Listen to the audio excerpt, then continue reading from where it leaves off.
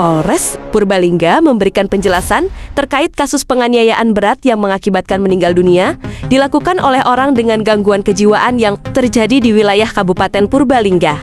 Penjelasan disampaikan oleh Kapolres Purbalingga AKBP Ahmad Akbar di Aula Wicaksana Lagawa, Mapolres Purbalingga, Rabu 1 Oktober tahun 2025 siang. Kami perlu menyampaikan pernyataan sehubungan dengan terjadinya 2 kali peristiwa penganiayaan berat yang mengakibatkan korban meninggal dunia. Pada kedua peristiwa, ada indikasi kondisi pelaku mengalami gangguan jiwa, kata Kapolres, didampingi Wakapolres Kompol Agus Amjad, Kasat Reskrim AKP Siswanto dan Kasih Humas AKP Setio Hadi. Peristiwa pertama menurut Kapolres terjadi pada hari Minggu 21 September tahun 2025 di salah satu rumah warga Desa Majatengah, Kecamatan Kemangkon. Korban berinisial AP 48 seorang ayah yang dianiaya oleh anaknya hingga mengakibatkan meninggal dunia. Hasil pendalaman diketahui pelaku berinisial K umur 18 tahun. Setelah dilakukan proses sesuai kaidah, terhadap pelaku dilakukan proses observasi terhadap kondisi kejiwaan yang dialaminya di rumah sakit, ujarnya. Disampaikan Kadolres.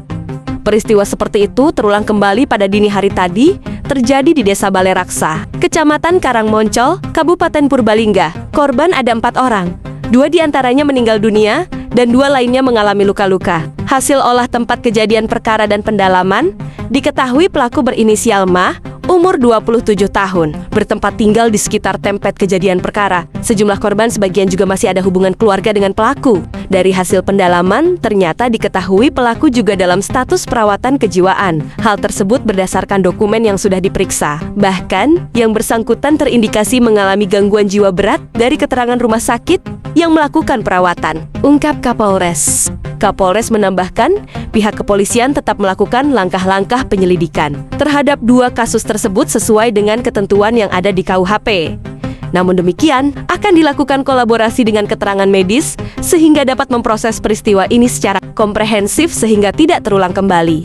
Kami masih mengumpulkan fakta berdasarkan olah tempat kejadian perkara dan sumber lain yang sifatnya verbal maupun pengamatan sosial, sehingga indikasi mengenai gangguan kejiwaan terhadap pelaku pada 2 peristiwa ini membutuhkan observasi lebih lanjut oleh tim medis yang lebih ahli, jelas Kapolres. Kapolres menekankan bahwa 2 kejadian tersebut perlu mendapatkan perhatian dari kita semua. Ada beberapa aspek yang harus dilaksanakan secara bersama-sama untuk mencegah atau menyembuhkan apabila ada warga yang mengalami gejala sama seperti kedua pelaku. Upaya edukasi, pemberian empati dan dukungan untuk memperoleh pertolongan berupa upaya tindakan medis diperlukan. Dinas terkait bisa bersama-sama melakukan upaya sehingga tidak ada lagi peristiwa serupa yang sampai mengakibatkan korban meninggal dunia, pungkasnya. Sementara itu, Kasat Reskrim Polres Purbalingga AKP Siswanto menjelaskan dari hasil pemeriksaan yang telah dilakukan peristiwa terjadi di Desa Balai Raksa RT 2 RW 9 Kecamatan Karangmoncol, Kabupaten Purbalingga diketahui pada Rabu 1 Oktober tahun 2025 sekira jam 6:30 WIB. Dari keterangan sejumlah saksi, pelaku melakukan aksinya menggunakan parang menyerang pertama kali korban sebelum Masehi 41. Selanjutnya mengejar korban kedua berinisial TL31 yang kemudian membacoknya. Pelaku selanjutnya masuk ke rumah korban dan membacok CS74 dan SS70 hingga meninggal dunia. Warga sekitar yang mendengar kegaduhan takut keluar rumah karena pelaku memang sering mengamuk dan membawa parang sehingga warga baru berani keluar saat pagi harinya, ucap Kasat Reskrim. Lebih lanjut disampaikan bahwa setelah melakukan aksinya pelaku kemudian pergi dari tempat kejadian perkara.